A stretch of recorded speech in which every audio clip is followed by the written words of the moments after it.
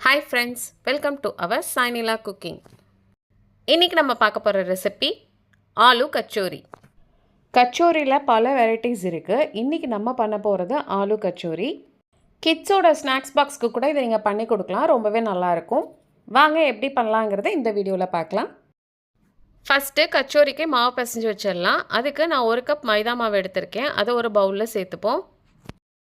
ஓமம் ஒரு அரை டீஸ்பூன் எடுத்து வச்சுருக்கேன், அதையும் இதில் சேர்த்துக்கலாம். இந்த மாவுக்கு தேவையான அளவு உப்பு நான் அரை டீஸ்பூன் சேர்த்துருக்கேன்.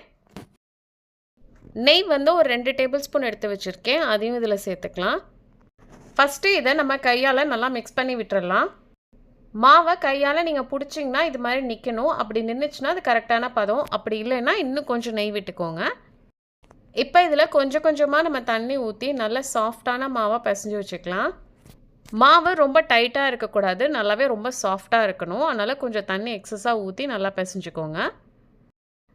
இந்த மாதிரி மாவு நல்லா ஒன்று சேர அளவுக்கு பிசைஞ்சுக்கோங்க.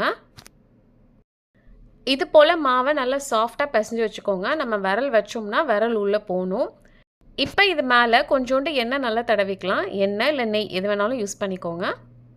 மூடி போட்டு ஒரு 20 நிமிஷம் வரைக்கும் அப்படியே இதை விட்டுறலாம். இந்த டயத்தில் இதுக்கு ஸ்டஃபிங் நம்ம பண்ணிடலாம். கச்சோரிக்கு ரொம்பவே மெயினானது இந்த மசாலா தான், அதை அரைச்சிப்போம். மல்லி விதை 2 டீஸ்பூன் எடுத்து வச்சுருக்கேன், அது இதில் சேர்த்துக்கலாம். சீரகம் 1 டீஸ்பூன், அதையும் சேர்த்துக்கோங்க. சோம்பு 1 டீஸ்பூன், அதையும் இதில் சேர்த்துக்கலாம். மிளகு நான் 1/4 டீஸ்பூன் எடுத்திருக்கேன். உங்களுக்கு காரம் அதிகமாக வேணும்னா நீங்கள் அரை டீஸ்பூன் சேர்த்துக்கோங்க. இதை நம்ம நல்லா பல்ஸ் மோட் விட்டு கொரன்னு அரைச்சி எடுத்துகிட்டு வந்துக்கலாம். ஃபைன் பவுடராக அரைக்கணும்னு அவசியம் இல்லை. நம்ம அரைக்கிற பவுடர் இது மாதிரி கொரன்னு இருக்கணும். இப்போ இது தனியாக இருக்கட்டும்.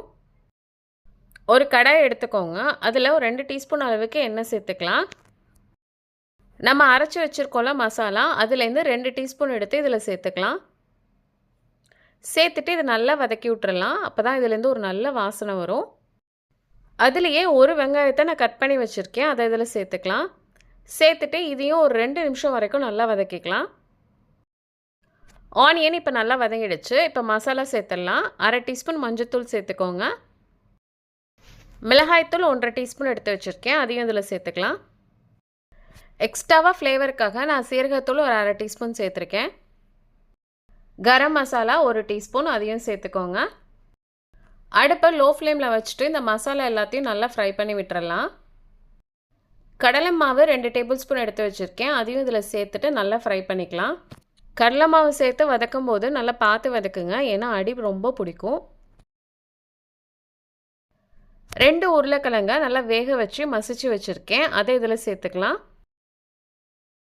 உப்பு இந்த மசாலாவுக்கு தேவையான அளவு சேர்த்துக்கலாம். 1 டீஸ்பூன் நான் சேர்த்துருக்கேன். இப்போ இது எல்லாத்தையுமே நல்லா மிக்ஸ் பண்ணி விட்டுறலாம். கண்டிப்பாக அடுப்பு லோ ஃப்ளேமில் தான் இருக்கும், ஏன்னா கண்டிப்பாக அடி பிடிக்கும்.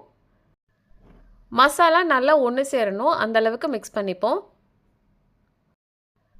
ஃபைனலாக இதில் கொத்தமல்லி தழை கொஞ்சம் கட் பண்ணி வச்சுருக்கேன், அதையும் சேர்த்து நல்லா மிக்ஸ் பண்ணி விட்டுட்டு அடுப்பை ஆஃப் பண்ணிடலாம். அவ்வளோதான், நம்மளோட சூப்பரான மசாலா ரெடி ஆகிடுச்சு. இது நல்லா ஆறட்டும். மசாலாவை இது மாதிரி குட்டி குட்டி பாலாக உருட்டி வச்சுக்கோங்க. நம்ம ரெடி பண்ணி வச்சுருக்கோம்ல மைதா மாவு, அதுலேருந்து கொஞ்சம் எடுத்துக்கலாம். ஃபஸ்ட்டு அதை நல்லா ரவுண்ட் ஷேப்புக்கு பண்ணிவிட்டு அதுக்கப்புறம் நம்ம நல்லா தட்டிக்கலாம். இந்த மாதிரி நல்லா விரிச்சுக்கோங்க. இதில் நடுவில் நம்ம ரெடி பண்ணி வச்சுருந்தோம்ல மசாலா, அதை வச்சுட்டு நல்லா இது மாதிரி சீல் பண்ணிக்கோங்க. சீல் பண்ணிவிட்டு இதில் எக்ஸஸாக இருக்கிற மாவை எடுத்துடுங்க, அப்போ தான் நமக்கு ரவுண்ட் ஷேப்பில் வரும். இதையும் நம்ம ஒரு வாட்டி நல்லா உருட்டிக்கலாம். இந்த மாதிரி லைட்டாக ப்ரெஸ் பண்ணி விடுங்க, நமக்கு கரெக்டாக ஷேப்புக்கு வந்துடும். ரொம்ப ப்ரெஸ் பண்ணிங்கன்னா மசாலாலாம் வெளியில் வந்துடும். அதனால் லைட்டாக ப்ரெஸ் பண்ணி இதை ஓரமாக ரெடி பண்ணி வச்சுக்கோங்க. இப்போ நம்ம கச்சோரி பொரிக்கிறதுக்கு ரெடியாக இருக்குது. ஒரு கடாய் எடுத்துக்கலாம். அதில் டீப் ஃப்ரை பண்ணுறதுக்கு தேவையான அளவுக்கு எண்ணெய் ஊற்றிக்கலாம். நல்லா சூடானோன்னே நம்ம ரெடி பண்ணி வச்சுருக்க கச்சோரியை ஒன்று ஒன்றா சேர்த்துடலாம். நான் குட்டி கடாய் வச்சுருக்கிறத விட்டு 2 பொரிச்சு எடுக்கிறேன். உங்ககிட்ட பெரிய கடாயாக இருந்ததுன்னா ஒரு 4-5 போட்டு நீங்கள் பொரிச்சு எடுத்துடலாம். அடுப்பை நம்ம மீடியம் ஃப்ளேம்லேயே வச்சுட்டு குக் பண்ணலாம். அப்போ தான் நமக்கு 6 நாளும் நல்லா கிறிஸ்பியாக இருக்கும் கச்சோரி. கலர் நல்லா கோல்டன் ப்ரௌன் கலர் வரணும். பாருங்கள் நம்ம கச்சோரியோட கலர் வந்து நல்லாவே சேஞ்ச் ஆகிடுச்சு. இப்போ நம்ம இதை எண்ணெயிலேருந்து எடுத்துடலாம். செம சூப்பரான ஆலு கச்சோரி ரெடி ஆகிடுச்சு. அவ்வளோதான் ஃப்ரெண்ட்ஸ், நம்மளோட சூப்பரான ஆலு கச்சோரி ரெடி ஆகிடுச்சு. இதை நீங்கள் சர்வ் பண்ணும்போது மின்ட் சட்னியோட சர்வ் பண்ணுங்கள், ரொம்பவே சூப்பராக இருக்கும். எப்போதும் ஒரே மாதிரி இல்லாமல் ஏதாவது டிஃப்ரெண்ட்டாக ட்ரை பண்ணணும்னு நினைக்கும் போது இதை கண்டிப்பாக ட்ரை பண்ணி பாருங்கள், சூப்பராக வரும். கொஞ்சம் வேலை தான், பட் டேஸ்ட்டு அல்டிமேட்டாக இருக்கும். கண்டிப்பாக நீங்களும் ட்ரை பண்ணி பார்த்துட்டு இந்த ரெசிபி எப்படி வந்ததுங்கிறத கமெண்டில் சொல்லுங்கள். இந்த வீடியோ உங்களுக்கு பிடிச்சிருந்ததுன்னா சப்ஸ்கிரைப் பண்ணி, லைக் பண்ணி, ஷேர் பண்ணுங்கள். தேங்க்ஸ் ஃபார் யுவர் வாட்சிங்.